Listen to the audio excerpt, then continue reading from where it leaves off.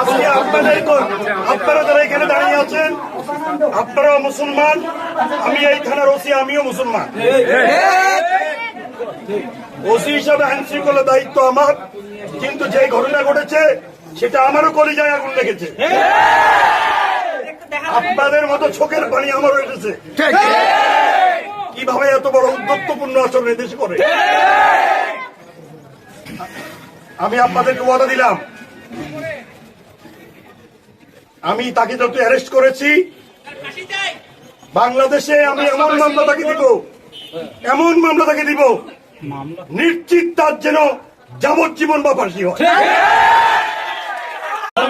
আজকে আপনারা যারা এখানে দাঁড়িয়ে আছেন, আপনারাও মুসলমান, আমি এই থানার ওসি, আমিও মুসলমান।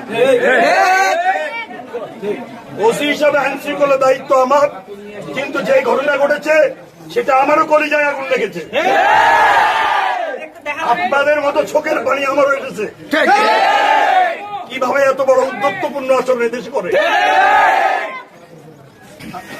আমি আপনাদেরকে ওয়াদা দিলাম, আমি তাকে যত অ্যারেস্ট করেছি বাংলাদেশে আমি এমন